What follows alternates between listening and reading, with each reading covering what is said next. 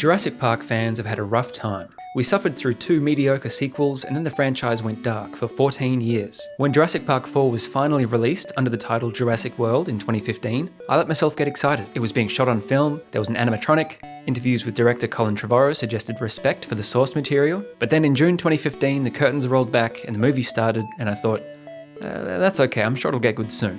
And the movie went on, and I thought, I'm sure it'll get good soon. Any minute now. Maybe it gets good now?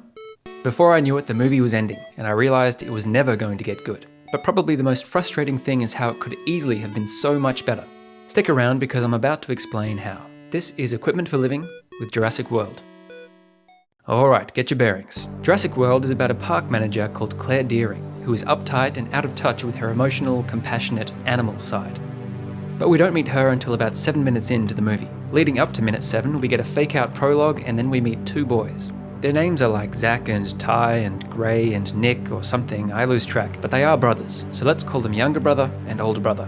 Younger brother is clearly on the spectrum, but explicit references to this were removed from the screenplay at the last minute, so you just end up with a character that rubs some audience members the wrong way.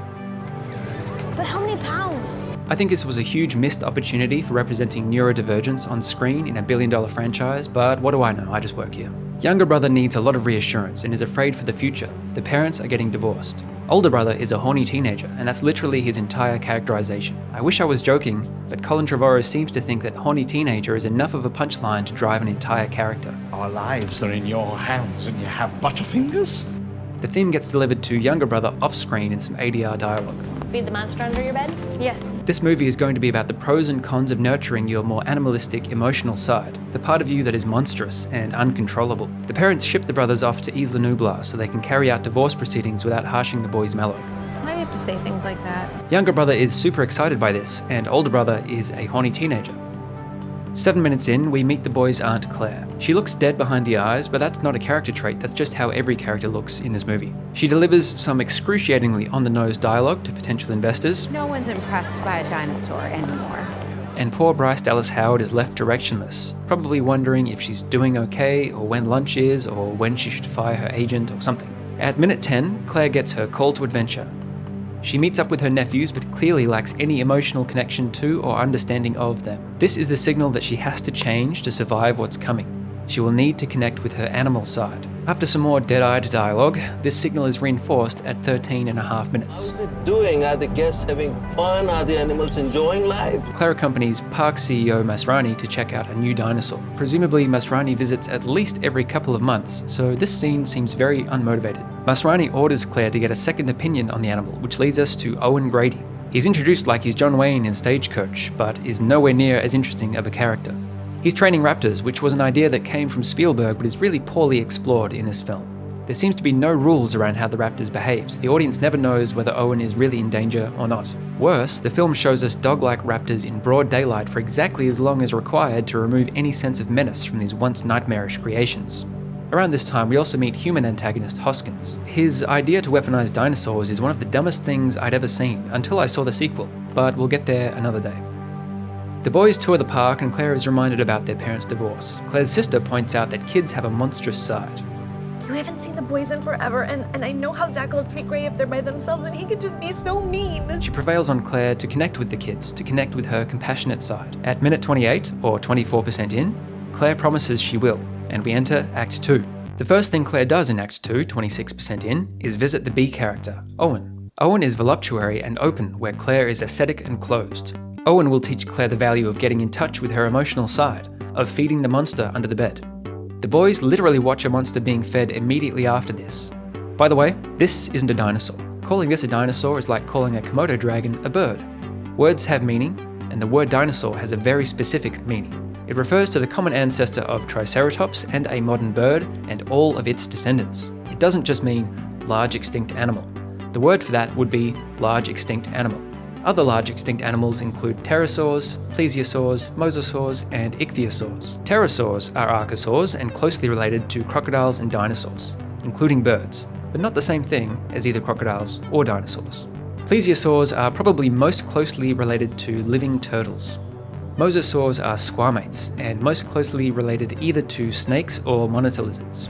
No one can quite agree on where ichthyosaurs belong in the big family tree of reptiles, but they were definitely reptiles. Only dinosaurs are dinosaurs. This is a mosasaur, and it's bigger than the biggest real mosasaur by a factor of 2 or 3. Anyway, through a series of extremely poor decisions, the Indominus Rex is released into the park, a physical manifestation of uncontrolled animal urges. We get classic honeymoon moments here.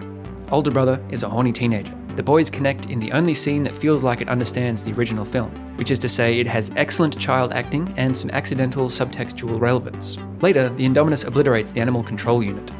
Older brother is a horny teenager. The boys obliviously jump into a gyrosphere. This culminates at the exact midpoint of the movie, 57.5 minutes and 50% in. The stakes are raised as the boys are thrust into peril. This is one of the other few scenes in the movie that really works.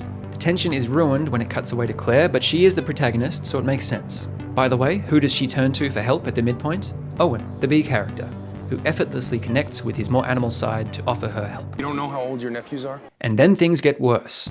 The boys narrowly escape the Indominus, and Claire finds evidence of its rampage. This is teaching her what happens if you don't correctly nurture the monster under the bed. It can lash out in unpredictable ways. This is another of the few scenes in the movie that almost work, thanks in large part to the presence of the animatronic. Seeing the Indominus's carnage encourages Claire to let go of some of her officiousness. We feel like something has changed. Claire soon shows us that this is true. Meanwhile, the boys work together to fire up a jeep, and Claire and Owen on the boys' trail are ambushed by the Indominus. Masrani flies a chopper with a machine gun to kill the Indominus, but the Indominus conveniently cracks open the pterosaur Avery. Again, pterosaurs are not dinosaurs. Are you keeping up? The pterosaurs damage the chopper and it crashes. At 77 minutes, or 67% in, Claire watches as the chopper crashes. This is the low point. Claire has lost track of her nephews, and now she's lost the best chance she had of getting the park under control. She also lost the only mentor in her life who was in touch with their emotional side. The soul-searching stretch after the low point is mostly filled with pterosaurs attacking park patrons, and includes Zara's infamously protracted death scene. People call this out because it feels unwarranted. In the original movie, and especially in Michael Crichton's novel, every character dies specifically because they failed to learn the theme. In this movie, Zara just dies, and it feels egregious. That's one thing that slasher and monster and disaster movies have to get right. If someone dies, it has to be for a metaphysical reason, or the audience rebels. I've been pulled on a harness, dropped from a crane, I've been dropped in the water, I've been held underwater, I've been pulled out of the water, dropped in the water again, held out of the water, and then finally eaten by a giant water dinosaur. I have nothing against this actor, she did a great job. Seems like a lovely person. That's not a dinosaur. Can we get this straight, please? After Zara finally dies and the movie gets back onto its own rails, the set piece just kind of fizzles out. And suddenly it's nighttime and we're going to release the raptors to track down the Indominus. Releasing the raptors actually constitutes the break into Act 3. Annoyingly, Claire is barely present for this moment, which is unusual because she is the protagonist. There is a deleted scene that would go here that helps connect Claire to the story, but that's not in the movie. You have butterfingers? The final exam tests whether Claire learned how to feed the metaphysical monster under her bed. The animalistic urges lurking inside all of us, to see if she's learned empathy. It starts out promisingly enough. We'll harness one kind of animal urge to control another. But then it turns out the Indominus Rex speaks raptor, and she turns the 4 trained raptors against the humans. Carnage ensues, pushing our heroes back to the visitor's center. Here Hoskins dies, and you really have to wonder whether he needed to be in this movie at all. The only reason he has to be here is because Owen would never have used the raptors to hunt down the Indominus otherwise, because it's a bad idea. But they needed something to put on the poster, so here we are. Owen releases Blue, the alpha raptor, but then at 105 minutes, or 91%, the Indominus returns and makes mincemeat of the raptors. This is the reversal, a sudden shift that makes life much harder for the protagonist. Younger brother gives Claire the clue she needs to survive. What? Teeth. We need more teeth. You have to embrace your inner monster or it'll destroy you. Claire proves she's ready to do this by summoning forth the mother of all nostalgia, the T-Rex from the original film, who for some reason doesn't look anything like the T-Rex from the original film. There's a big fight scene, and echoing the original, the mosasaur comes out of nowhere to save the day. The monster has been fed. The denouement is very brief, and sees the boys reunited with their parents. And then the T-Rex stomps around in a fit of wanton fan service, and the movie just stops. It doesn't feel complete, it never really ends. The tension never rose high enough for the resolution to feel cathartic. This ending is cliche nonsense. In fact, the whole movie is broken. I remember after the first trailer was released, a very smart friend of mine said, "What's the bet the water dinosaur comes out at the end and kills the new thing?"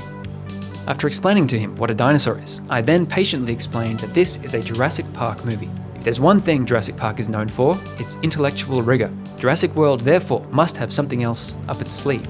But when I saw the movie, I found my smart friend was right. The movie does end on the most obvious and boring solution, but it didn't have to be that way. Thinking about the structure of the movie, I identified some easy changes that would have improved it. To my mind, there are two main problems. First, the raptors are rendered toothless. Colin Trevorrow specifically said he didn't want to do that. They're still dangerous predators. We certainly didn't want to defang them in any way. But he did. What was once a terrifying and smart animal is rendered here as a cartoon dog with a distractingly wide gape. The second problem is that the Indominus Rex is not a compelling threat, and the whole movie I kept waiting for it to get out of the way so we could get to something interesting. So here's how I propose to solve both problems. Leave the movie largely as it is, but compress the time frame. Where the original Jurassic Park is fast and dense and brisk, Jurassic World is slow and languid and lifeless. Just compare this scene. Listen, you gotta give me the time. I did a test run on this thing. It took me 20 minutes. I thought it could maybe push to 18, but... with this scene. A highly intelligent animal. For my idea to work, let's have every line happen 30% faster. Cut some unnecessary scenes and characters, and you can compress 115 minutes into 90 minutes. Next up, scrap the opening fake out. Open instead in the dead of night at the Indominus paddock. We don't know what's in there, but we can hear it. It's big and it sounds angry. There's a lot of noise as it tries to break free. The workers panic. But then, from outside the paddock, we hear a familiar sound. The movement subsides and the workers relax. Everything's fine. Then you play out the rest of Act 1 as normal, except we change one thing about the behaviour of the Indominus. It is perfectly calm until it hears a sound outside its paddock. Then, and only then, does it break free, almost like it's on cue. Then the entire rest of the movie plays out with some minor exceptions. First, Owen's immediate thought is to lure the Indominus Rex to the mosasaur so the mosasaur can kill it. The whole movie becomes about trying to make that happen. A halfway smart audience will see that coming from a mile away. So to make sure that our protagonists are at least that smart, they should have the same idea. Claire should rebel against the idea at first because she doesn't understand the value of nurturing your inner monster. But Owen gets it, and she learns from him over Act 2. Meanwhile, the Indominus is on its own path. It is systematically trying to fight against every animal on the island to find its place in the ecosystem. It learns that humans are easily defeated and continues on its rampage. And then the Indominus tries to fight the pterosaurs, breaking them free in the process. By the way, Masrani and Hoskins are both absent from my version. They are unnecessary. Having failed to get the Indominus to the water, out of desperation, Owen finally decides to release his raptors to herd the Indominus there. The movie continues, and this beat where Blue is bested constitutes the low point. Defeating the Indominus and evacuating the island happened during the soul-searching lull after this. By the way, to save money for later, this scene should be far less dramatic. And here is where we deviate into completely new territory. At the end of Act 2, a fleet of ferries has shown up to evacuate the 20,000 visitors at the park. They've been docked for hours, getting everyone aboard. Claire, Owen and the boys are the last aboard the final ferry. They all set sail for the mainland. Partway to the mainland, we hear some sounds overhead. In the ductwork above the cabin, a look of fear dawns on Owen's face. Claire bravely joins him, entering Act 3 and climbing up into the dark spaces above the cabin. There, in the torchlight, they stumble around until they find something moving. It's something we've never seen before, a fully feathered velociraptor, a male. He just sits there, watching Claire, but look closer, he's brooding eggs. That's when Claire realizes what's happening. Remember in the original how there were raptors breeding outside the fences? And the first poster for Jurassic World teased that idea? Well, the raptors have been breeding on the island this whole time, but they're not content to stay on the island. They want to get to the mainland. So when Wu engineered a new dinosaur that was part raptor, they began to visit it, to talk to it, to groom it. It was a tortured monster desperate to break free. It became restive in the opening, but the wild raptors told it to wait. Then, at the end of Act 1, they told it, "We're ready. Break out, cause chaos, fetch the boats." So the entire film up until Act 3 was an elaborate scheme orchestrated by the raptors to bring the ferries to the island all at once. They moved their eggs onto the ferries and hid above the cabins.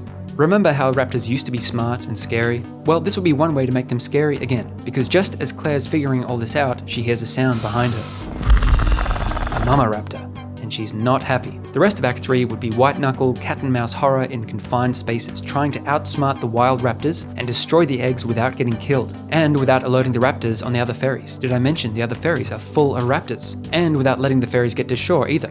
There could be a flamethrower involved, Claire could save the kids, demonstrating she's finally really properly internalized the theme. It's her protective animal instinct against that of a raptor, and what better final exam is there than that? I mean, this finale basically writes itself. But what do I know? I just work here. Our lives are in your hands and you have butterfingers? So there you have it. Jurassic World is a deeply mediocre movie that doesn't take its thematic development far enough. It is content to believe that a horny teenager and a brainless dinosaur fight are enough to satisfy viewers. It completely wastes a bevy of good talent. For me, the biggest challenge is to not be goofy, because it's my natural instinct to be a goofball. And Ty gave me a nice big hug because he's a sweet kid, and I was like, "Oh, Ty," he snapped his neck.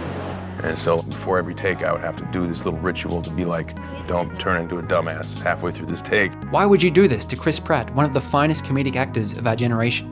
I think the structure it uses is passable, it's just not interesting, and it fails to honour the legacy of its forebear. The desecration done to the legacy of the Raptors in particular cannot be overstated. As well, the lifeless performances and tensionless action scenes really rob the film of any catharsis. I waited 14 years for this, and in hindsight, I would have happily kept waiting rather than get this. And its sequels are even worse, but I leave that for another video. Thanks for watching. If you like this kind of thing, like, subscribe, comment, and hit the bell icon. And tell me what you think of my alternative third act. Good, bad, better, worse? Let me know what you'd do differently. I'd love to hear it.